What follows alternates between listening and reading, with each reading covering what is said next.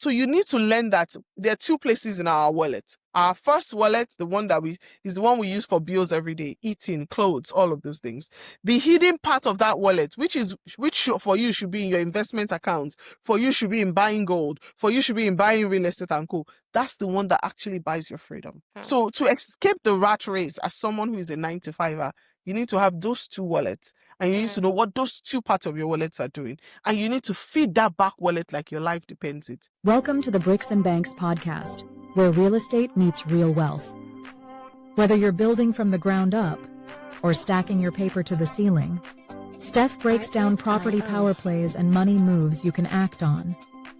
From first-time buyers to seasoned investors, this podcast is your blueprint for financial freedom through real estate, business, and investment. Subscribe now. It's time to build your future. This is Bricks and Banks with Steph. We are live. Hey everyone, welcome to another amazing episode of the Bricks and Banks podcast, where we discuss wealth and investment strategies. On today's episode, we're having a conversation that hits every layer: strategy, mindset, and money. We are joined by a powerhouse who have lived at the crossroads of creativity and commerce. Sholz Laelle, you know her. She's a very popular Instagram brand. Is a global content strategy leader. She's the CEO of Circo, which we're going to talk about later on in the show. And she's the founder of Motley, which is the brand that drew me to her.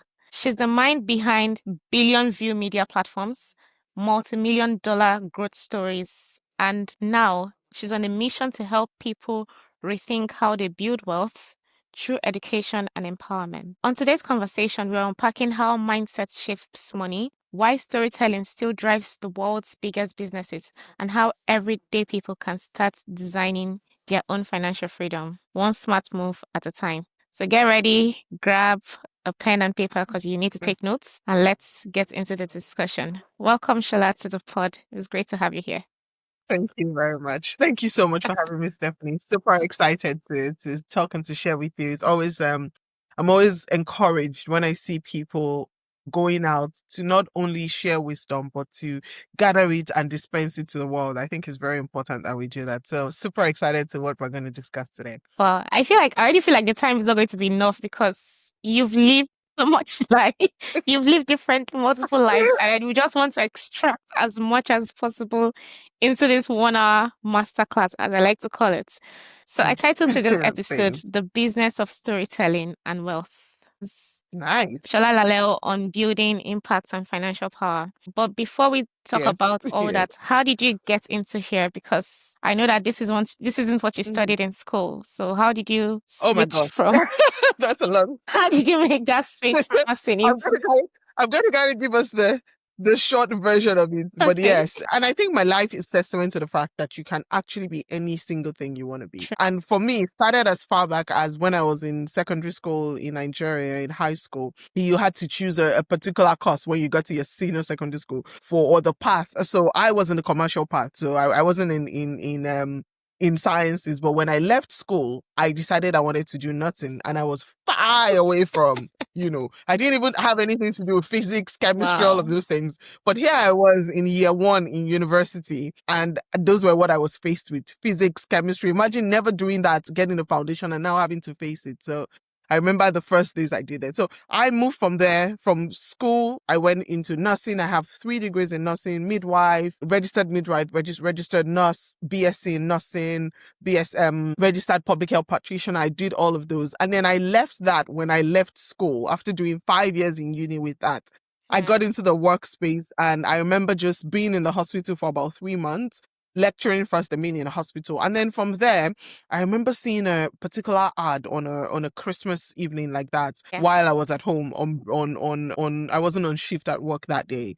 And they were looking for people from any walk of life who were interested in being on TV. So I said, you know what?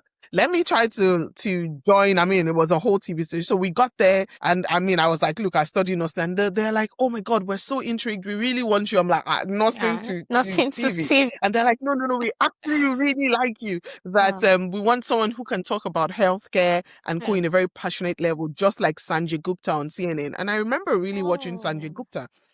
He's a medical correspondent for CNN. Yes.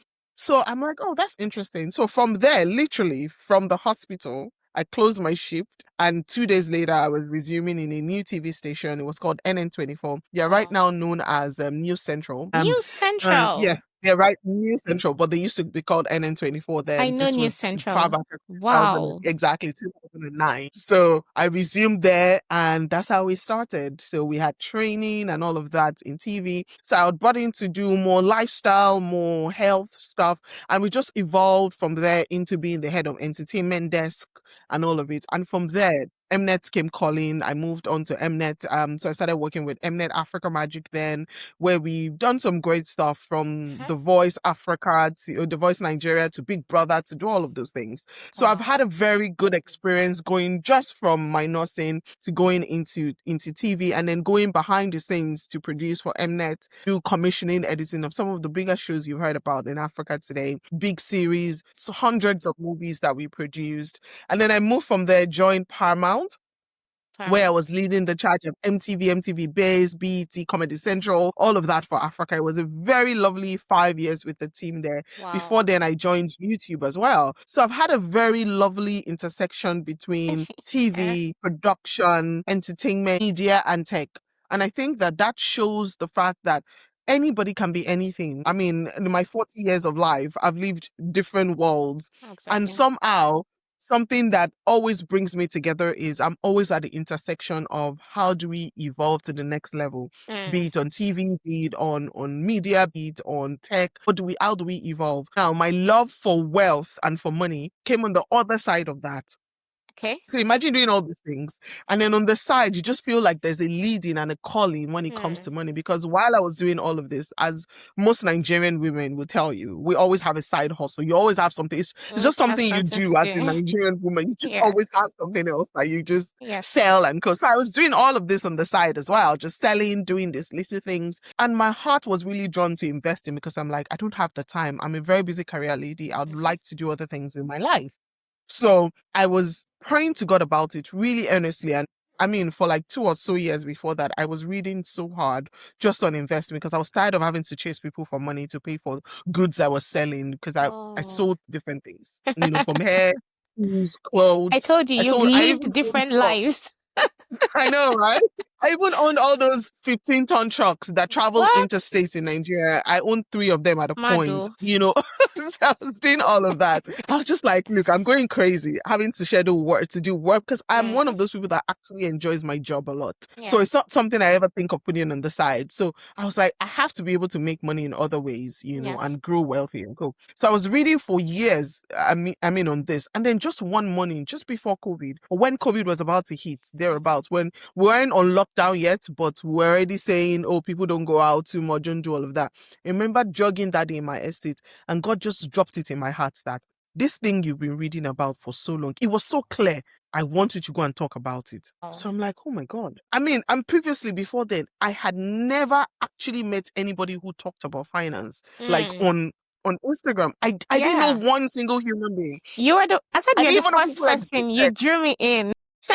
I didn't even know they existed. So I'm like, So now I started on my own personal page. And I think I remember putting like a diary of an investor, of a serial investor. That's what I just put it on my personal page. I just said, you know what? I don't want to be sending pictures of my kid and other people are saying this. So let me just open a separate page and just put it on. So I didn't start with anything in mind. I started literally because God told me, share this thing. So I'll wake up in the morning and talk about an investment I did. Wake up one day and tell you some quotes that are important to me. And just like that, the followership started, and that's how Wealth Motley grew. And I still have my career growing as well. Now, I moved from YouTube, from when I was heading YouTube content partnerships in Africa, moved on to Circo, where we are creating a fantastic new app, for Africans everywhere in the world. So I've just been able to live all those different lives. And I think the biggest thing that I learned is I wake up sometimes in the morning and I say, what's the next thing? So I feel like we are not conditioned as human beings to do one thing. I think you are allowed to be as many things as possible in your life. And that's something that I've been able to live either in the hospital or if I'm in front of the camera or if I'm behind the camera being a studio executive, or if I'm leading some music, event across the world, or if I'm with YouTube, or if I'm with Circo, or if I'm doing Wealth Motley, you're allowed to be and you're allowed to evolve. And it's important that we allow ourselves that gift that I believe God has given all of us. Yeah. And one thing I admire about you a lot is your authenticity and the way you tell your story, the way you break it down. I told you it was Wealth Monthly that attracted me to you. And I Thanks. think I've been following you for over 2 years now, to be honest. Over 2 years. Thank Your you. practical insight, they're so practical. When I started investing, I told you about this. When I started investing, I basically opened the video you talked about opening trade into 1-2 app. I paused it. I did the first step. I paused it. I took the next step. Literally that. I'm so happy. And my portfolio is growing. So I'm like, this lady, this lady has invested in me. I need to have her on my show because Thank I'm a you. living I testimony. appreciate that.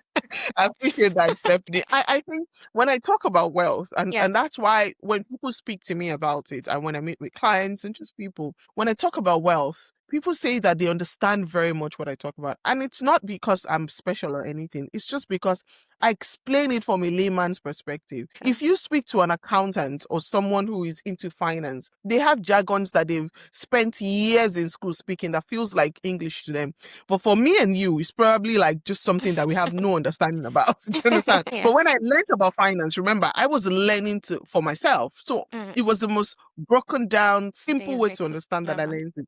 And that's how I teach it. And that's how I talk about it. That's why it's easy for people to communicate. I also come from a place of deep understanding of our local nuances and our roots as just, people of color across the world. So I feel like that also gives you that stuff. And then there's me, who is naturally humorous, very out there, very outspoken when I have to say something. So I think all of that just merges into what I do as Wealth Motley, and it becomes a platform that the personality is infused into it. And I think at the end of the day, that's what draws people to people. Because as you'd imagine, I remember when I started this in 2020, and it's interesting, this is 5 years after. I wake up every morning now and there's 101 people who are talking about finance. Look, I'm happy that people are spreading the word, but it just begs the stuff that how do you differentiate yourself? How do you put yourself in a niche where people see you? Because if I'm saying the same thing, 10,000 people can be saying it. But it's how do I deliver the news to you? Or how do I deliver that stuff that makes you understand that this person has a deep understanding in it? Number 2, this person cares for me. Number 3, I understand and I want to follow this person. That goes beyond finance education. It goes into the person's personality. And I think that's what draws people to myself, at least the little followership I have. I still find it very strange that across social media, it's almost 200k people. And I'm like, oh my God, they don't even know I have this other life of work. They just think like, wow, with me and Charles. So it still feels strange. But yeah, it's a growing stuff. It's really amazing because I share a bit of the nuances with you because I was also a commercial student in secondary school. So but I didn't go into this. Yeah, I didn't go into nursing. But what was your parents' reaction when you decided to switch flip the scripts? To nursing. Yeah, nursing. Interestingly, I didn't want to. I mean, know the way Nigerian parents are. I didn't want to. I loved what I was doing. I mean, I was commercial for a reason. I felt like I could sell things. I also felt like I really loved economics and commerce. So I really wanted to study economics in school. Sure. And my mom was like, hey, Iko Kini, you better go and study nursing. Do you know how much nurses are making? No. And this was as far back as, because in my family, I mean, incidentally, my mom is a nurse. My dad is also in the medical line. Okay. All of my sister, my only sister is a nurse as well. She's actually a senior advanced nurse practitioner. Wow. My in-laws, my 2 brothers married nurses. It was just being in that medical. So my mom is always like, so that's why I did nursing. And I'll be honest, I was great at it. I'm actually really if I have to go back any day, anytime, I would go back to nursing. I was great at it, but I just feel like there's a call that you feel in your life at the end of the day that you finish doing something and then you feel like your call is bigger than that. Like it feels like I could have been like I always say, a lot of colleagues I went to private university in Nigeria. And I was class rep for the class. I used to represent my class everywhere. A lot of my colleagues used to say that if there was anybody that they thought would be a nurse forever and become a professor in nursing and co, that it was me. Because I was a student. I was always in front of the class. I was always vocal about nursing. I believed in it. But then, I literally spent 3 months there. I just felt like my life and the calling was a bit bigger than being in the hospital. Yeah. And then there were also societal factors, things like, you got out of school and my school fees. As a back then, when I graduated in 2007, I believe, my school fees for the last year alone was almost #1 million. And at that point, people didn't know this was expensive. Very at that expensive point, at that as far time, back as that time, very, very expensive. So at that time, and then I got out of uni and the private hospital that was premium and really wanted me was offering me, I think, 40,000 naira or something. My mom was like, huh? After all of that spending, $1 and all million of, so there were those societal factors. Yeah. Do you understand? There are also the societal factors and all of those things in place at that time. But I think it didn't really stop my love for nursing. It was just the environment and stuff. But I believe that what I'm doing now is what God actually called me to do. I feel like nursing comes in its own place, but I firmly believe that this is basically why living out your on purpose. earth. Yeah. And a lot of people have this Absolutely. potential in them. Like they have a purpose that they know they have to chase because they've received that calling from God, but they're a bit reluctant. So what would you say, in your opinion, is paramount in turning creative potential into commercial success? Because some people already have the idea of, oh, they want to do this. They know that this is a good thing to do, but they don't know how to take that step. So what do you think is the way to go for them? I think we sometimes do things the other way around. And let me explain what I mean. People would see someone doing something and succeeding at it, and it becomes a natural influence for them. But the influence is not on the influence of, oh, I want to make an impact. It's the influence of, this person is making money and she's talking about this thing and making money. I can talk about it too because I want to make money. You understand? And that's usually, for me, it's like, I don't know if it makes sense to say the putting the chicken before the egg or something. Because when I started out, that's what I explained to you. When I started out, I didn't even know you can make money from this. I literally followed an instruction from God that share about this thing to my people. I want my people to be financially literate. I want my people to learn about money. I want my people to understand money better and just not equate money with devil, to understand how to create wealth. And that's why I started talking about it. So I had a very clear leading, because if you look at my life, it's easier for me to start a page where I talk about how to grow your content, or talk about different content, types of content, talk about movies, because that's like my core. That's what I did. That's what I mean. I work with creators, like about how to grow your YouTube page, all of those things. I don't talk about that. I talk about money. And that's what I've been doing for like 17 years with my content. Entertainment, media, and co. That's what I've done. So, but I'm talking about money. So it has to tell you, there has to be some deeper understanding to it. And I think when people start these things, if you start because you had a leading that this is what I need, this is what God put me on there to talk about, to change people's mind about, to educate about and co. Then even if the money doesn't come at that point, there's a deeper understanding. Like I said, I wasn't looking for money. I didn't even know you could make money from it. I just wanted to talk to people and share how you could grow wealthy and share my knowledge, Yes. So I think for everyone, it's understanding that if you want to build a career, then a career is different. Of course, you start out your career because you want to make money from it. You want to be able to feed your family and co. But if it's your passion, then I think it's something slightly different. Most people that I've seen who have been very successful when it comes to their passion and they turn it into a business and co, usually don't start with the money as the end goal. They usually start normally. Off the top of your head, you can count so many people, fashion designers, huge fashion designers in the world, like the owner of KFC, of those things. Most of them started because they had a passion for something. You understand? They had a passion to teach or to put out something, or they were passionate about giving people the food they were cooking or something, before it turns into the wealth creation part, how you make money from it. So I think that's where some people get it wrong. And I always firmly believe if you put the passion before the money, then I think that it usually will work out well for you. There's also the thing of knowing when to transform from just the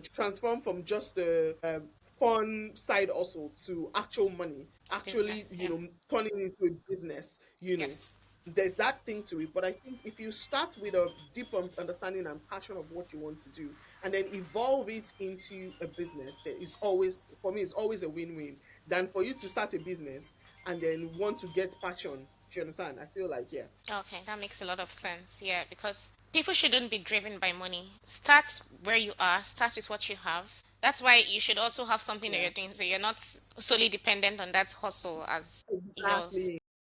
source of income. So basically, have a steady point, that's your Mm, income source.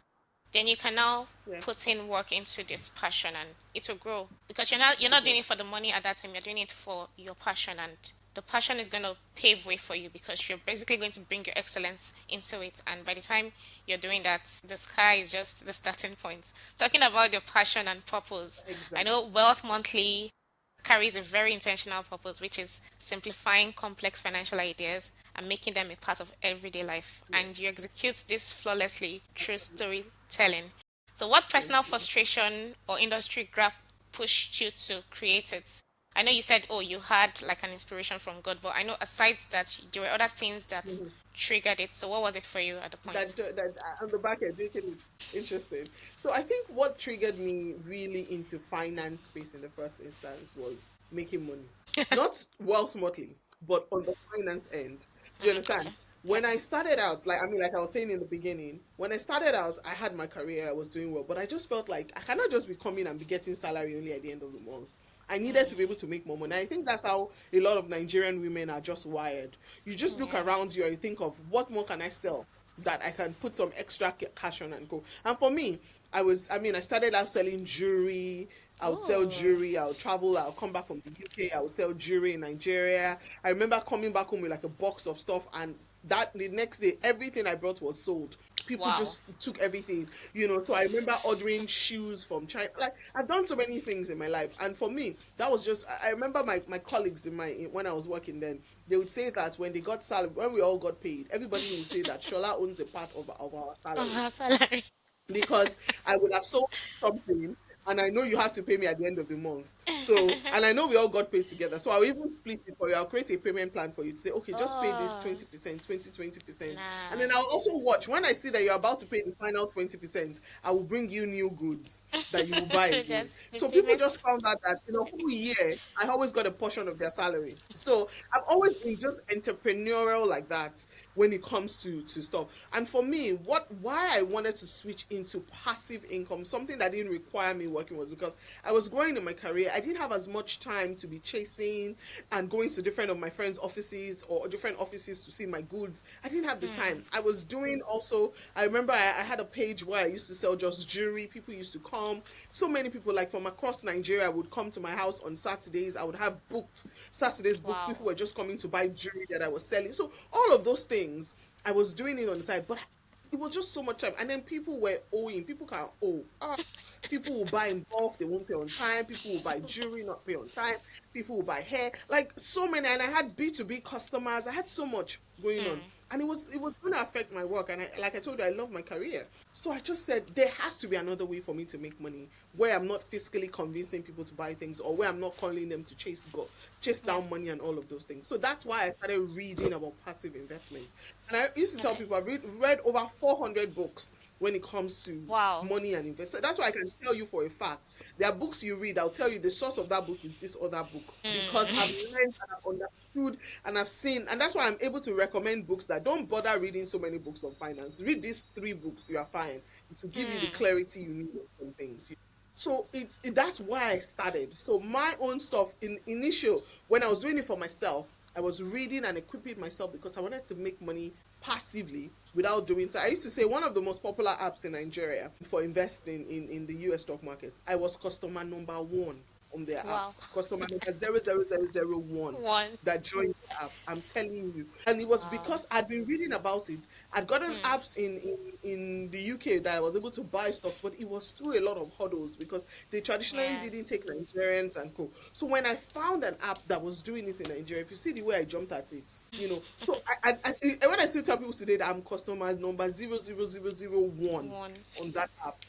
So that's why for me, the inherent need to create wealth was a part of my own personal. So all my reading Journey. and co was for me. So the day that the Holy Spirit put it in my heart and said, you see all these things you've been reading for yourself, for your selfish self, so that you can make money, so that you be good. Because even in this time, what would happen is I would go out and my friends knew I was always about, I used to give advice and go on it. This was again without wealth watch or anything starting. Come to me and say, Ashola, for me, I have this amount. What can I do with it? I remember when I was pregnant with my son, and I would go to the radiographer to do the scan. I would just go, a first time mother, I would just go every week. I'll just go and see how the boy is doing for no reason. Nobody told me to go and do a scan. I'll just go there and sit down and say, let me see how this boy is doing. And I remember that the guy had a 3D probe and he wasn't using it. So I said, why are you using this black and white when you have colored one that I can even see inside the stomach very well, see the boy's face, see everything clear, for the stuff to work, that he had to ship in the stuff,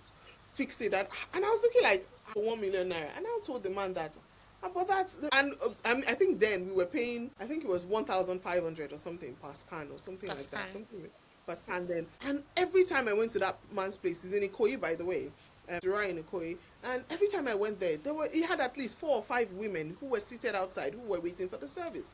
So I told the man that, do you know that if you save 3,000 naira every day, do you know that in 1 month you will have made 90k? And you will buy it in less than 1 year. The man looks at me like I was crazy. He had never thought of it like that. So he said, 90,000. So that means that 90,000 times, I can get it in less than 1 year. I said yes. Yeah. And he charges for that one. He charges it at, I think, like, we have 4k or 3k compared to the black and white one, which was the regular one that we're paying 1.5. Wow. Do you understand? So the man just didn't think, he thought he had to go and cough out 1 million. So he looked at me that day. The next time I went there for scan, which was the week after, this man already had the probe.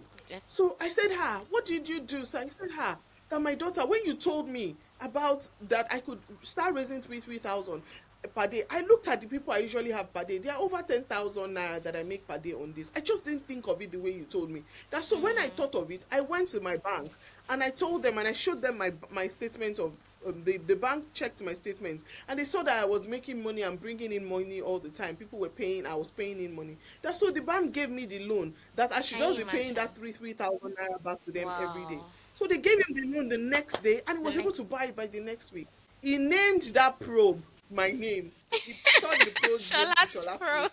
What's more, till I gave birth, I'm telling you, till I gave birth, this man never let me pay 1 naira for all my scans again. And I have so many stories like that of people that I just naturally told things that they just don't think of it that way. So I think that for me, that's how you start out, and that's how my journey really started out in wealth. And so when it went from there and God told me to talk about it, I could see the correlation. And that's why it went the way it was. And I just started sharing that instead of me having to tell people this story, if they go to this page, they'll read about the different things that I've spoken about, you know. Yeah, and I love how you shared that story. I love how you shared that story because one thing you often say is mindset is the first investment. And a lot of people allow their patterns and habits and what they're used to bar them from making wealthy decisions. Absolutely. So what would you say is like the top 3 decisions that hold people back? The top 3 poor wealth habits that hold people back when it comes to yes. I think number 1 that I'll say is inflation lifestyle. People don't realize that lifestyle inflation, that's what we call it. People don't realize that one big thing people don't know is that your lifestyle, your spending, your expenses will always rise to meet the level of your income unless you protest otherwise. Like your expenses, your spending will always rise to meet the level of your income unless you protest otherwise. That's a number 1 poor habit people don't know. So that means that if you were earning 100,000 naira, you will do everything in your power to fit your spending into 100,000. If you are earning 2,000 pounds, you will do everything in your power to fit your life into 2,000 pounds. Your rent or your mortgage, your everything, you know that that's all you have. But the second most of us go from earning that 2,000 to earning 3,000 or 4,000, what we do is we take our whole life, our whole spending, all of a sudden, the house that was perfect and you were managing is no longer good enough. You want to get into a better neighborhood. You need a bigger space. Number 2, you decide that your car just isn't working enough. You were probably having a car payment of maybe £100 a month or 150. Now you decide to upgrade to the one of that year. just to fit the status you think that you have, or you suddenly see so many things wrong. Then you go from paying £100 to £400 a month, and then you decide, before you know, all your expenses that were under 2,000 have gotten to 3,008, and you're at 4,000. So you've negated all that growth that you've gotten, and that's what lifestyle inflation. And we do it the most unconscious way. We just feel like when you get more money, status comes with it. So that's the number one thing that I see. Number two is just in our minds. A lot of us are wired to think that money doesn't grow on trees. So money shouldn't come easily. So the idea of you sleeping and waking up and passive income is coming is very strange to a lot of us. Especially if you're a person of color or a person that lives in Africa and co. You are used to equating wealth with suffering. As a matter of fact, when you see that people get wealthy without stress and co, you look at them as thieves. You look at them as they're doing something illegal. You look at them as being ritualists, and you expect their downfall. Whereas it's all because we've been conditioned to think that hard work equates money. Some of the things I needed to do was to understand that no, money grows on trees. Those trees are called investments. They are called stocks, ETFs, bonds, all of those things. You need to rewire your mind to say that I can make money while I sleep. There are days I wake up and I see $100, $500 and go. It's from the different things I've done. That is, income is coming. We have to wire our minds that passive income is not a crime. If you put the right things in place, passive income is how people actually get wealthy. So those two, I think, are very critical. And I think the third one, and that is very important, is that people sometimes equate religion. And for me, it's very important because I'm a Christian. And people sometimes equate religion with poverty. They think that God wanted us to, we should not, they equate being rich with being a sinner. Spiritual. The Bible says that we should go, dominate, take over the world. He did not tell us to be poor. Take over the earth. He did not tell us to be poor. Do you understand? So those three things are key mindsets. And if you see, they look very simple. One is tied to just living. The third one is tied to your mindset. From your head is already ingrained there that when you see a $3 or you see someone working, you think that they're either thieves, they know government, they stole money, they did something. You just don't see that one person, like you always say that my goal and what I try to instill in everybody in Wealth Motley that comes through me or reads my story is that you can be stupendously wealthy. So far you are healthy, you are on this earth, you have a job, and you can listen. You have discipline to follow simple rules. You'll be wealthy. And my rules never change. Save 20% of what you earn. Invest as much as you can in stocks, ETFs, different things. Sit down, chill, and relax. That's it. It's as simple as that. For most of us, that mindset of, I have to hustle for money. I have to do all. Do you understand? There has to be sweat.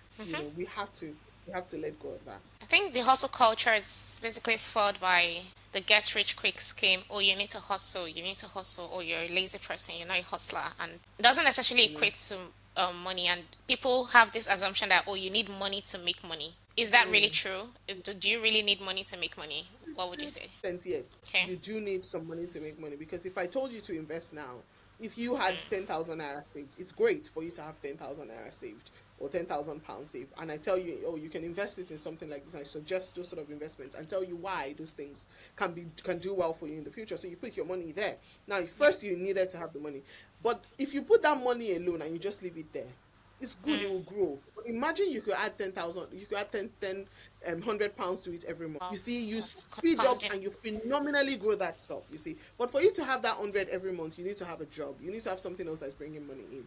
Do you see my story about it now?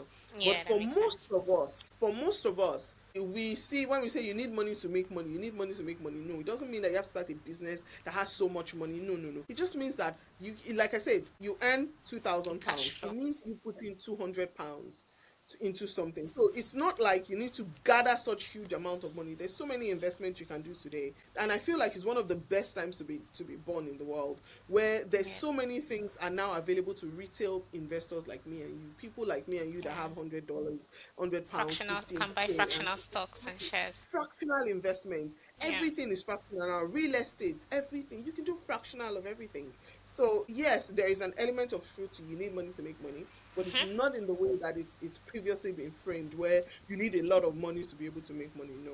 Sure, that makes a lot of sense. And so let's talking about your work. I know you're very passionate about your work, and the work you did in MTV Base Africa was phenomenal because you basically transformed that company from number five in the world to number one, a Yes. 400% growth story that is almost unheard of. So when you think about that experience, what were the invisible forces that's behind success, leadership, culture, team building that translated into building a financial and digital ecosystem today? I think most of the lessons are always the same. Hmm. If you have a very firm belief in the goal that you've set, and you also have the right people to do it with you, who you are able to People. grow that mindset with. Yeah. Yes, very important. If you have the right people to work with, to grow that, to look at that goal, you set a goal as a Hmm. leader, but you are able to take that goal and turn it into actionable plans with all the people around you. And Yeah. you, as a leader, you set the goal. Like I was telling some of my team this morning, you set the goal and you get out of the way of those experts to be able to do their job. I think it's very hard not to win when you have that sort of mindset. So I think for me, when I joined the team at Paramount, we had I didn't even know how bad it was. I think maybe if I'd known how bad it was, maybe I would have no, I didn't even know how bad it was. And I think they did also realize that Hmm. it was maybe a bit, the channel was struggling a bit. But what we did was we had the same team. We didn't change our team. We had the same team. Maybe we had one or two people who joined us, but we had the same small team. And we just had a goal. And I was very clear in that goal as a leader. And I also had great VPs who supported me, who were right behind me to say, I took some controversial decisions, and they Yeah. would, rather than go against it in public, they would stand right behind me and say, Shola Fumi said we're doing it. And then behind they'll be like, are you sure Ah. of what you want? Why don't you Yeah. pivot this way? So you Okay. need that sort of leadership as well for you as a leader to say that, okay, this we believe in your goal, we believe in what you're doing. And then you as a leader need to be able to translate your goal. I feel like that's the biggest essence of leadership. You create mini yous who become, invested in this and who are the actual executors. Because I feel like as a leader, strategy is like your strength. That's where you can Okay. be. And you should understand the dance floor and the hard work and co. But as a leader, the biggest reason you're paid is to lead, is to ensure that all of this strategy cascades into actionable execution steps. Yeah. you know and if you find yourself in a place where you have to be the one executing, then there's already a challenge. So Yes. it's about being able to build in your team the confidence and the direction and the vision and the goal that they see it, and they want to be a part of that journey. I think that's the biggest thing. The journey. They want to be a part of that journey. All the people I have in that we work together in base, most people have moved to different things now, but we're Wow. all still very good friends. Also, like, we still call each other, and this is how many years after I've moved on. We still call each other. We still talk. We still do stuff. This is 7+ years after. Wow. We still talk. No, not seven. I think 4.5 thereabouts. But we still Okay. talk. We still see each other. We still hang out together when we are there. And all of us are in different parts of the world. Canada, America. I'm here in the UK. Someone in Nigeria. Someone in South Africa. All of us have moved to different parts, but we're still good friends. And this were my team that I led. It's because in the beginning, when you see a vision, sometimes it might not be what you're used to. But if you as a leader, if they can see that you can get your hands dirty, consider and they can see that your strategy makes sense, and you are Yes. making the effort to let people see it and go. You have to be firm. I mean, I'm a very firm boss when I have to be, but I'm also the ones that, at the end of the day, that is the goal I'm looking at. There's no personal stuff there. So I think Exactly. that's what helps with leadership, and I think that's what leadership should be about. Being able to I used to say, join in the dance floor, where you have to Hmm. all do the hard work where we're doing the hard work, but being Yeah. able to see the overall strategy and to cascade that in an understandable way that your people can execute well. It's amazing. And that's one of your key strengths because that role also led you to being the head of content partnerships with YouTube. And being at that level, you worked Absolutely. with the biggest creator networks in Oh YouTube. yes, absolutely. So when I moved on to Google, Yes. it was a different scale. It was a different scale. Now you're not working just, you're working on with people who are smart across the world, and so Exactly. you have to do your own bets to execute and go. And I think it has been such a pivotal role for me to be in that position to work with some of the biggest, not only creators, but also biggest media businesses, some of the biggest ones across Africa, that you were able to work and to help them to lead and to understand their digital strategy and how they translate that into not just monetization, but also followership and viewership on YouTube. So I think that it was very pivotal learning those sort of things, because I went from working from one of those media agencies to of one of those media companies in Paramount to now guiding media companies in how they execute their YouTube strategy, in how they execute, in essence, their digital strategy. So it was quite a nice learning to work with creators, and it was also a privilege to work with creators, to work with media companies. I mean, I worked with some of the biggest in Africa that you can think of. I'm privileged to work with them when it comes to their media, their TV, their strategy around how they put content on, what the sort of content you can do, sort of how to monetize and turn content into gold in the digital space, which essentially is where a lot of content is moving on to and in streaming. So it's such a privilege to move into that position and to be able to guide that for the couple of years that I did that. It was a very huge privilege, and it also helps you to guide and to see where African media, storytelling, news, content is going. Because when we say content is the new gold, there's a reason for it. It really is the new gold. Attention span.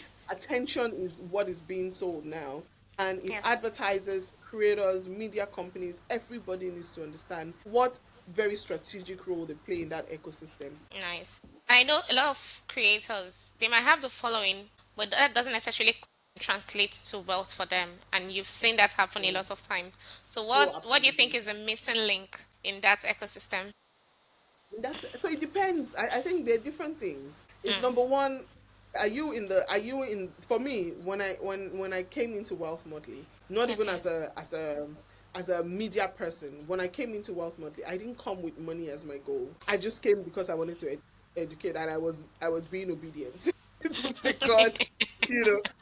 That's it. That's what I do. And for me, with Wealth Monthly, I'm still in the middle of, okay, making money with it, but it's not my primary goal. So I don't do. But I think that when you come on social, a lot of people now, they become creators because they want to make money. And Yeah. like I said, if you look at some of the old school creators who started out and cool, they didn't start it for money. Money came. They didn't start Along it the for way. fame. All of that came along the way. And I feel like the brother Shaggy's and co will tell you the exact same thing. When they were starting out as comedians and co, they were doing it just for the fun of it. They just liked it.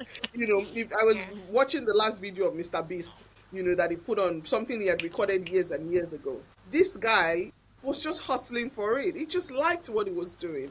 And the Yeah. wealth came in after. So I feel like, yes, we're at the point where you need to, as a creator, set out that I want to put out this type of content. But then, am I going to make sure I'm great enough at it that the money and the wealth will come to surround it? Or I'm just starting it out purely for money? Or is it an extension of my business? So the goals are very different. So if it's already that, oh, you have a business of selling hair, and now you're Yeah. coming to social media, your goal at that point is not any education and something. Education might be a side thing, but your Yeah. goal is, I want to extend my business online. Do you see Online. what I'm saying? So you are basically opening a digital shop. Now, the second aspect to that I'm sure you might be getting to is also the fact that even when they make this money, where Yeah. do people spend it? People don't remember. Sometimes people are not realizing that for creators, sometimes it's almost like athletes. There's always True. newer, fresher people who are coming in and Yeah. who are newer, who understand their own generation better and cool. So you might not always be the king of the crop as you True. were 1 year or 2 years or 3 years ago. So it's important for you that what you make now, you put enough in place so Yeah. that you don't turn into the person where you now don't have enough. And guess what? This is the age of social media where people will remind you that you were flossing. People will have Exactly. screenshots of you doing this. People will have all of that. It's no Yeah. longer that, people have all of those things now. So The you cannot internet never afford to put forgets. yourself in those forget. I mean, I look at old school Nollywood or all of these old musicians and co that we knew. And they are old now. Some of them didn't do the right thing. Some of them, they suffered. Some of them are suffering. They are having to crowd fund. They're having to do all of those things. if you do that now, people are going to look at, but he had a Benz at what time? But he showed us he bought a house. But he was flexing at the bar. But he had a whole tab of 17 million in a club. Those sort of things are there. So it's very important that people see it and say that all the money that you are getting now from brands and all of those things, they don't have to come forever. You need to build a stream that never ends. And that's why it goes back to that wealth and understanding of monetization and money and being financially literate. Because it's never going to be the same forever. You have to be able to weather the storm at those times when things are not as fluid as can be. Or you have to build other money sources that can be coming in for you beyond what people can see, which is your content creation. Yeah.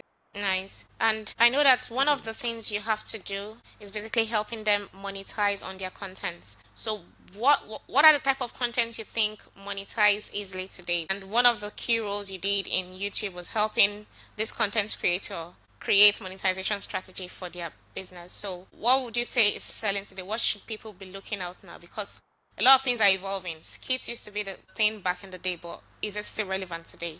And how can these creators stay relevant in this ever-changing world? What's your take on that? I didn't hear you very well, but I think I got the context of what you're saying. That what are some contents today that are quite relevant and people can be looking at and before previously in the day skits were the biggest things. Now it looks like it's moving beyond that. Okay. So I'll say that it's a very evolving world, and one has to evolve with the time. So remember, previously it used to be monetization on YouTube, and then Instagram, which started out as a photo app, moved on and became a Reels app. And then on the background of that, during COVID and co, TikTok took off. And so people started creating short form videos, and people could monetize that. And then brands saw that, oh, wow, I don't have to go to TV again to advertise. I can advertise with all these little influencers and co. It's just like the way the world is, where everything used to be centralized on, like, TV was where everybody sat down at the evening or in the afternoon to sit down to watch. And so the TV got all of the adverts. Yeah. And then that moved down to platforms like YouTube and all of those things. Now, it has also moved down to almost like cellular level, which is with individual creators. Brands and they're still spending on like YouTube and maybe Meta or something, but now they're also going to individual creators who have built communities to say, take my money, tell your community about this thing. So you can see that there's a cascade and there's a difference in the way things change. And even in the type of content people consume, those changes come. I'm looking at Instagram on TikTok the other day, and I saw that people seem to follow quite a number of dancers, and they'll be able to put some videos and for me as a 40-year-old, I'm like, dance? That's how my parents too would have looked at when we were watching skit makers. That's likely how they must have thought, what sort of comedy is this? Why are they not standing on the stage and everybody's watching them? Or what sort of thing are you selling online? Are you not supposed to open a shop? You see, so things evolve. And so one has to evolve with it, and content has to evolve with it. You also have to be great enough and confident enough in your niche to be able to try new things, new different types of content ideas and co. Some of these skit makers now are actually becoming streamers as well, because they've seen that, okay, streaming is another way for stuff for people to make money. And then you also have to embrace things that are not likely.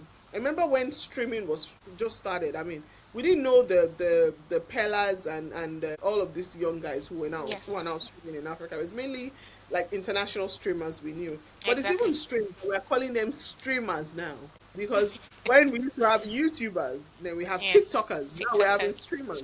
So you have to just evolve with the times. You have to be able to evolve and see where the world is going. Now, it doesn't mean that you don't have a focus. For someone like me, with Wealth Motley, it's always been wealth creation. It's always been how can you monetize? How can you turn your money into, how can you multiply your money and go? So it doesn't mean you shouldn't have a niche.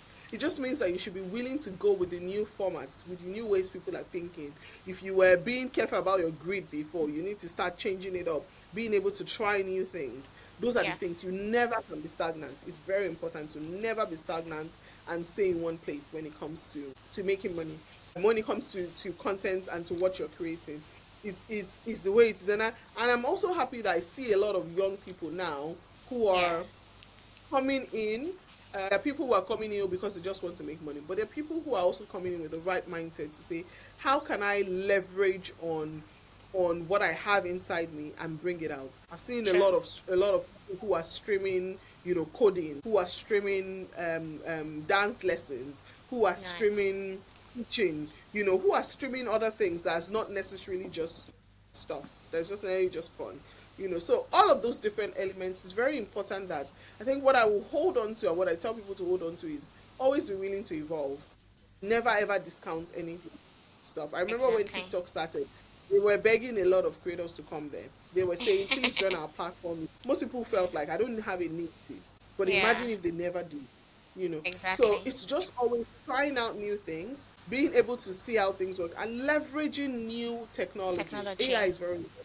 Leverage it the way you can. Let it Yeah. work for you. Don't ignore it. It will be sad to ignore AI, or sad to ignore new. So that's why I said that evolution is extremely important. I think evolution is driving everything. It's not Yes. now about you creating content. It's about how evolved can your content be. Yes. And how many markets can your contents Can you let thank enter? you? How faster can you create this thing? How Exactly. easier is it now? So those are the things very important. Nice. I like how you put it.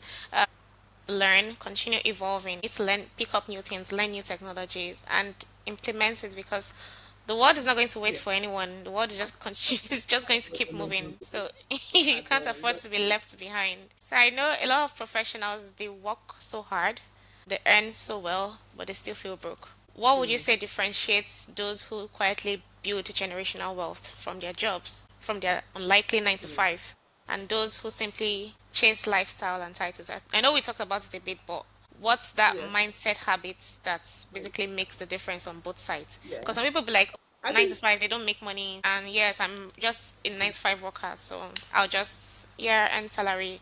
When I start a business, I'll start building generational wealth. I think I think 9 to 5ers are some of the most fortunate people in the world to start to build wealth. People don't realize it, and people trivialize their 9 to 5. When I started investing, I mean, like I told you, you all started with my 9 to 5. I still do 9 to 5.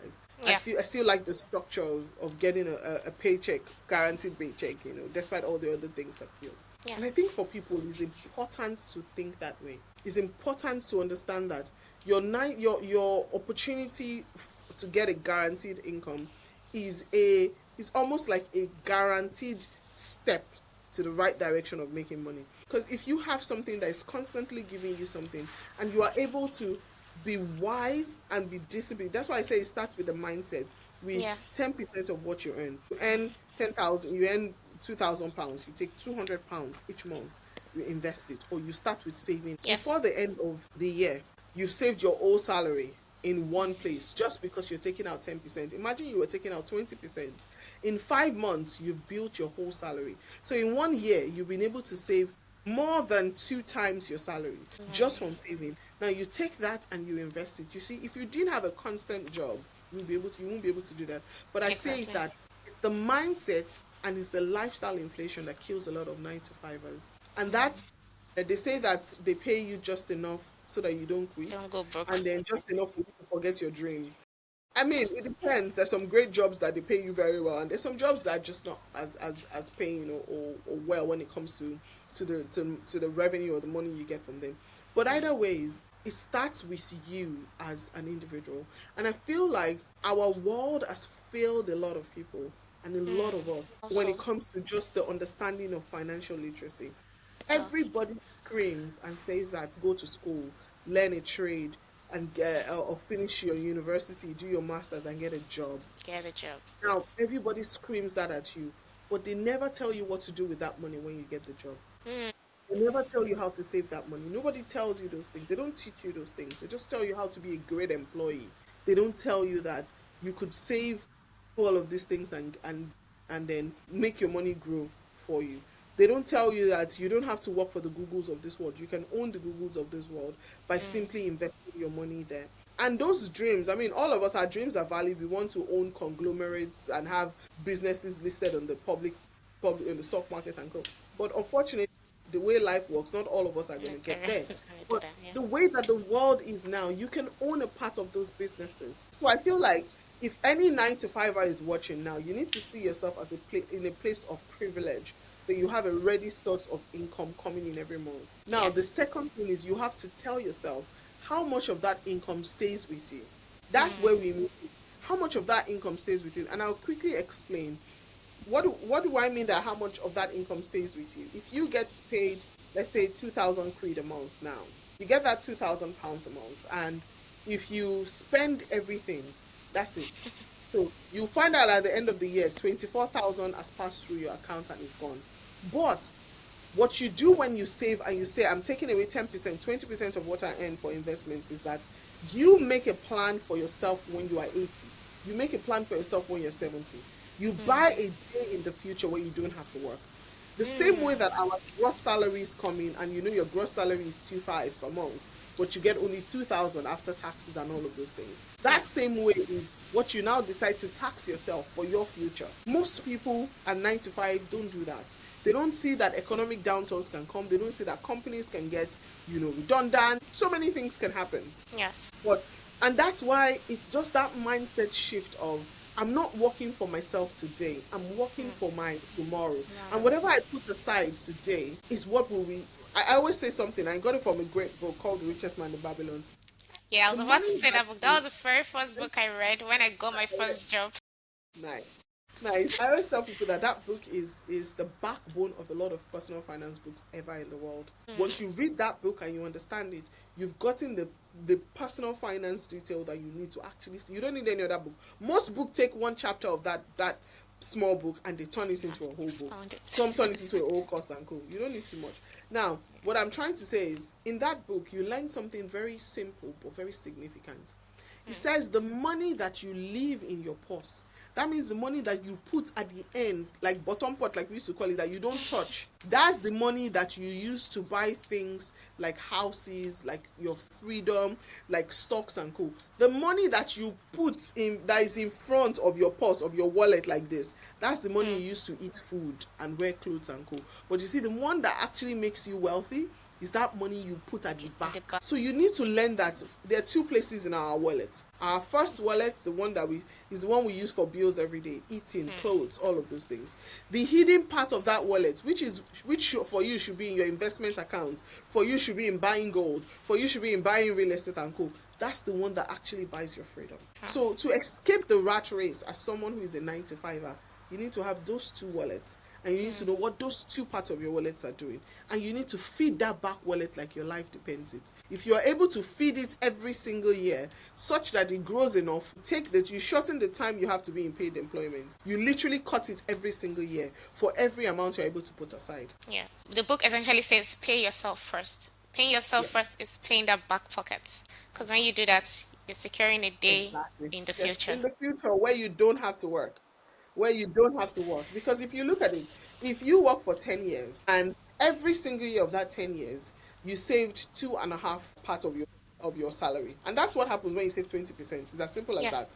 You save 2.5 paycheck. So 2.5 paychecks over 10 years. That's how many months paycheck you've already saved. So you could, even if you didn't invest that money in anything, you saved almost 240 months. How many months of not 240, but 20 something months that you've saved. That you don't have to work. Exactly. You don't have to work. Do you see what I'm saying? That's how you do it. Now do that for how long? And you invest the money. Which compounds even faster. Thank you very much. You buy freedom. Compound interest, they say we pay it or we enjoy it. It's either you are paying compound interest or you're enjoying it. Because all this year is compound. Like even Einstein said is the 8th wonder of the world. Everything in this life compounds. It's compounds, rolling over, shaking together, running over. That's what happens.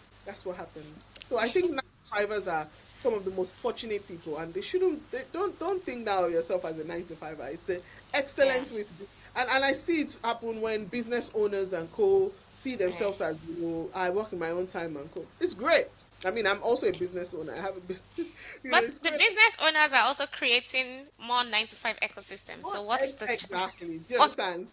So it's for me is that how are you using the 9-to-5? The tragedy is if you have the 9-to-5 and you're not using it properly, and you're not saving, you're not investing, you don't have anything you're putting aside. I remember speaking to a client who had worked in an oil company for about 14 years, and then he got laid off, and he couldn't pay his kids' school fees the next 2 months. Really? And I found that very sad. This was someone who was living like the top 0.5% in Nigeria for how many number of years in his life? But just 2 months of no income. He was gone. Wow. His kids had to leave the school. He had to sell. He had a lovely car. He had a house, thank God. But that was about it. He didn't have much. And that's someone who's gotten in the history of their career billions have gotten through his account. He was not Wow. able to hold anything back. And that's the sadness with 9 to 5, that you just have to find your own way. And if you don't find that way, you will just find that you will never be able to be wealthy. Never be able to be wealthy. So I know that navigating through different industries that undervalue women's leadership can be a thing, especially in Africa. So how have you approached influence, negotiation, and authority in these rooms where the women would get the pushbacks?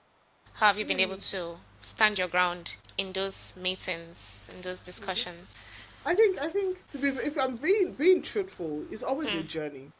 Hmm. And there are times in your career where you think you are strong enough to stand and to talk and go. And there are also places in your career where you feel like you don't have that sort of influence and that place. And I'm being very honest and authentic here. Okay. So I believe that for me, the more you know your onions, the more you know what you bring to the table, more that you are able to actually do the standing of your ground that you spoke about. Is the more you refine your thoughts, the more you know exactly your strategies and you know it to the back, and you're able to not just know it but communicate it, then the Yeah. better you are. I feel like in my career, I have never had issues with you know, being belittled for a woman and co. I think, as a matter of Nice. fact, I've stood out very greatly in my career for it. Now, if I was going to actually say the other way, I would say that I've had more issues with other women, with women in leadership, and how they Okay. reacted to me than reacting to men. It's more, Wow. I feel like once you're able to communicate your worth, Mm-hmm. and when you open your mouth to talk in a meeting and stuff, you know your onions, you have your backing, you have your facts, you have your data. I always say, don't raise your voice, raise your argument. And when I raise my argument, I don't raise it with my voice, I raise it with facts backing. I raise True. it with analysis, detailed understanding of what I'm speaking about. Mm-hmm. So if you have a divergent view, it's a different view, it doesn't mean that I'm wrong. I'm very sure about this strategy, or even if the strategy doesn't end up working out, there's a lot of Yeah. data backing it. There's a lot of Exactly. assessment and that goes into it. It's not just a flippant idea. Now, you also have to be able to be a people person. I was reading something very recently that said that sometimes people 10 times do 10 times better just because they're people. You are able to understand the nuances and understand emotional intelligence and know when to keep quiet and when to talk, when you're needed, when you're not needed, the words to stop, those things, they come, I think, sadly, as you age and with some sort of training and co. So give yourself the opportunity to make a few mistakes, not career defining mistake, but few mistakes as you grow in your career. But always Okay. build that if you are going into any meetings or you're going into anywhere in your career, know your onions like you know the back of your hand. Know what you're going to do then.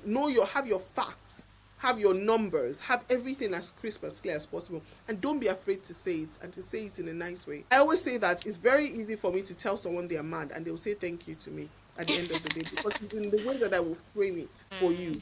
You will get the message, but you will also get loved at the end of the day. So I feel like those are strengths that you build with emotional intelligence and also with time as you go on in the career. But I feel I don't get that feeling of men. And again, maybe because I've just seen myself as someone who is vocal enough to communicate their point very clearly. Do I Yeah. feel intimidated sometimes? I think that's very normal. Just have to get used and move on with it. But every single time you have to, when you enter a room, you Yeah. have to be able to communicate your work and people have to be able to see it. So, in my career, I mean, and I'm all on it now, 17 plus years. I don't think it's more around men. I think it's more around a few women who get to the pinnacle, who get there and don't want other women. Other people to They come want in. to still be the woman. Do you understand? They want to still be the only Yeah. woman that did this, or in the way they react, they look at you as a woman and they feel like, am I not just. So those Yeah. sort of things. Now, it doesn't mean that there are no issues with racism in some cases, or with all of those other niggling political stuff that happens in the office. I just feel like when you have the right competence and effectiveness and efficientness to your work, efficiency to your work, Yeah. and you can marry that with being a good people person. And I feel sometimes you're married that with a good people person who is heard, who is seen. I don't Yes. think that your career should necessarily stagnate. I'll be honest with you. I don't think you need more than that, even as a woman. I know that some women would like to just be the only woman up there, but the thing is, Do you understand? the future is female, so Female, do you get ready. understand? Super female. You have to. You have to. And we're all giving birth now and having kids and co. And Exactly. it'll be sad if, they keep saying is the only black woman to do something. It doesn't make sense, Yeah. or the only woman to have ever reached there. No, we're beyond that now. Yeah, We're in the space where we should be, striving. much more. Exactly. Everyone, it should, like, I don't think we should have a workplace now where we say, it's mainly men. It's just, career. I've just been very fortunate to work in places where, there's been good female representation. And, in all of this, I've had terrible female bosses and I've had, really fantastic female bosses that till tomorrow I'll say thank you to, because Wow. they were instrumental in getting my career. And I've had fantastic male bosses that till tomorrow I'll be ever grateful to, ever grateful for their leadership in the way that they guided me and they believed in me and they Yes. stood behind me, in everything. Wow. So it's all about, again, you as a human being. How are you? Are you a good person? Are you a good person? Do you really Yeah. do you look down on others and you don't want people to look down on you? I think all of that ties into it. And stuff. I mean, there's some other nuances, and these are not absolutes. Yeah. But I feel like when it comes to this, it's more around what can you deliver very well, what Exactly. can you communicate that you've delivered, and how do you frame and be the sort of person that people feel easy to work with and to relate with. Yeah, and especially when you know your onions, no one will necessarily, no one can, you can't be a pushover. No one can push up back at you Thank you because very much. You get it. you're You bringing get it. value anyways. So, Exactly. Exactly. When people know that you have that value in exactly. you, and every time they talk, you talk, you communicate the value is there. You can hear it, you can see it. Because there's sometimes that, oh, you are somewhere and someone takes credit for your work. It can never be me. Right in the meeting. Oh, that's very great. I mean, when I was conceiving that idea, I'll be very clear. When I was conceiving that idea, this is what I thought. That's what, so that there's place for you have to be good, but you have to get to the place where you communicate that good as well. You do it and you send it forth so people know that you were good. Do you understand? So I feel Yes. like, and communicating doesn't mean shouting it and co, but it's Or about just being being rude able about to, it it. can be as simple as sending an email at the end of the month to say, oh, these are the things we were able to cover this month. Even without raising my voice, I've been able to articulate the things I achieved this month. So the next time anybody wants to say, oh, this person is not achieving, they can already go back and see Yes. this is what we said just last month. Okay. Okay, let's just take and then we wrap up. How about that? So I know you've been the CEO of Circo and you've driven multi-billion dollar outcomes. So what does success mean to you today? Because I know when you started out, aim was that, okay, you need to educate yourself to make more money. You don't want to just exchange your time for money. You wanted to Absolutely. diversify your income stream. And now you've done that. Now you're the CEO of Circo and Mhm. your definition of achievement has evolved to alignment. So, Mm. what does success mean to you today at this point? I think for me, success means a couple of things, and it depends on where. I think for me, in when it comes to things like Circle, is to build a platform that Africans, Black people across the world can have a Yeah. trace to. That this is something that Mm, comes from this part of the world. Do you see? That, oh, yes, this is a platform that the whole world is using, but the origination is it's from African. Nigeria, it's from Africa. Do you see? I think for Okay. me, that's a big one that I look forward to. An actual platform where people can share their content, can sell, monetize, do all of those things, but Yeah. have a trace to this is where this comes from. I think it's very important that we build things like that. And I don't think we have a lot to say when as people of color for some things for apps and products like that, and that's what we have when we're building for Circle. I think for wealth Motley, it's just how many people can we drag from the clutches of poverty with retuning their mindset. That's for me. That's really the goal for me. How many people can those videos reach? Like, I was so happy. I had tears in my heart when you were speaking about you were able to take one single short video of 2 minutes that I've done, Yeah. be able to go to trading 212. She spoke about this, I would buy this. She spoke about that, I will research this and go. And you can literally see your 1,000, 2,000 pounds turn into 2,500 pounds without Yes. you lifting a muscle. So you And I see that there is received a, my dividend as well. and you're receiving your dividend too, without stress and so no matter how small it is. That Yes. for me is what success looks like.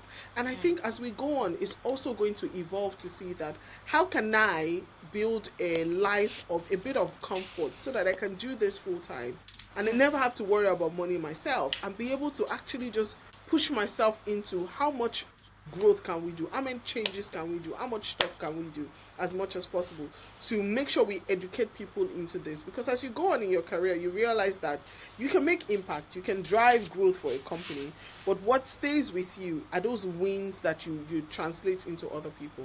Because Yeah. companies will grow and die, but people never forget people. People never forget how you True. make them feel. And I think for me, that's where it comes in. That's what comes in, is about how do we move at this stage now to replicating ourselves into others and to getting them to carry visions and their careers with wisdom, with efficiency, and with the goal at the end of at the end of the day to be very smart with your money. So it's very multifaceted and very multi-layered, and I'm still figuring it out. I'm sure people are as well. I'm still figuring out my life, still Yeah. figuring out how do I want this thing to look, still figuring out, my family, my kids, my career, my business, my consultancy, still figuring it out. It's very clear what I want at the end of the day: to be free, to be financially free, and also to replicate and give as much wisdom as I can. I'm one of those people that I believe that we should die empty. You should only Mm. die when you have emptied all of your soul, everything God Word. put in you. Die Yeah. empty. Giving it. I was listening to my pastor once, and he says that some of the richest places in the world is in the cemetery, Graveyards. because people died with the dreams, with inventions, with all of those things in them without putting it out. And some of my biggest prayers is that I want to be able to die empty when I'm Empty. old, to be able to have taken everything God put into me as wisdom, and I'm being able to dispense it to as many people in the world. And those people they understand it. I can give you a book now on quantum physics, Physics. and I'm giving it to you. I can go Yes. and say I gave it to her, but do you She should know understand it? it. Can you live it? Can you wake up and teach someone else and replicate it? No. Do you No. see what I'm saying? So for Yes. me, that's the goal. It's not just to give; it's to see people live it, and that keeps me happy. Virtually every single day of my life now, I will receive a message or an email or something from someone who says, "You taught me this, and that's what Wow. I'm doing great. You told me this, and this has worked. You told me this, and I've told my friend to come and book some time to speak to you on this. Oh, I saw you speak at this place, and I would like you to come and talk in my church. I saw you this. You told me to do this, and I even you said it already. Say that you told me this." Those are the things that Yes. make it worth it. That's the life that we should live. Something that is impactful enough that even if I have not given you, physically giving you money, I have shown Mm-hmm. you the way to create money. Make And I money. think there's nothing as bigger than that. Showing you the way that don't Yeah. listen to anybody saying you have to go and open a business at home. No. Carry your 2,200 pounds. Go and put it in this place. Watch it grow instead of Exactly. just leaving it. So yeah, Yeah. that's what I the mean, future looks like. yeah, it's basically making impact, and the proverbial, you give a man a fish, you feed him for a day. You teach him to fish, you feed him for a Teach him lifetime, to and that's fish, what feed you're him for a using lifetime. your platform to Exactly. do. Amazing. So that brings us to the second part of the segment, which is the firecracker round. So this is just Nice. me hitting you with a bunch of quick questions, and you hitting me right back with the very first answer that comes to mind. So When it comes to my are you ready to play? Drum roll. So if you had to build wealth all over again from scratch, what's the first move you're making in the next 30 days? all over from scratch. No contacts, no platforms, nothing. But you have the same mindset you have right now. What's the first move you're making in the next 30? Opening a YouTube page. Yeah, YouTube got your money on that. Opening a So what's YouTube one page. so what's one money habit you swear by and you think people seriously need to unlearn? Unlearn or I swear by. Yeah, one Because those are two habit you different swear things. by. That's the one you answered for that one. And what's Okay. one habit people need to unlearn? So two answers. Okay. Okay. One habit I swear by is saving 20% of your earnings. And like Hmm. I swear if you can do that alone, hey Yes. God, you're fine. You're fine. Just that alone. Now, one habit you need to throw away. Very is lifestyle inflation. Lifestyle inflation. And it's something that you see, that's the sadness. We do it so unconsciously. You inflate your Hmm. lifestyle, you inflate your life. It's just so unconscious, and that's the sad part of it. So if you could have dinner with one trailblazer, Past or present, who would it be and what would you want to learn from them? 10%, I would say Steve Jobs. But I want to Ooh. learn how he thinks. I wish that man lived long enough. I mean, he poured as much as he could pour. But I'll Yeah. never forget when he said, "Stay hungry, stay foolish." Like, stay Yeah. foolish, stay hungry. I'll never forget it. That if you are hungry, you would think of inventions. So I like people like that who have failed at something and they came back and dominated the same thing. Because I Yeah. feel like some of the greatest teachers we have in the world is failure. It's not just success, it's failure. So what would you say is your best and worst investment moment? I've had lots on both ends. I'll say Yeah. some of my best investments would still Yeah. be in cryptocurrencies. I've done some really great Ooh. crypto investments, and Okay. till tomorrow they still grow on their own. And I'll say some of my worst as well have been in Crypto. cryptocurrencies. As well, so it's a chicken, it's a risk, but I mean, I've made some good money in crypto and I've lost some good money in crypto as well. So Okay. I think most of the ones that I would say when it comes to worst is maybe some chances I didn't take or some chances I took and got out of too early. Oh. So those are the sort of things that I would say that, yeah, that the Okay. two things. So when you're not too busy giving us financial advice, how do you unwind and reset? I was telling myself this the other day that what would I really, what do I wish that I would, if I wasn't so busy all the time? I Mm-hmm. think the way I unwind is you still find me, I'm a TV person.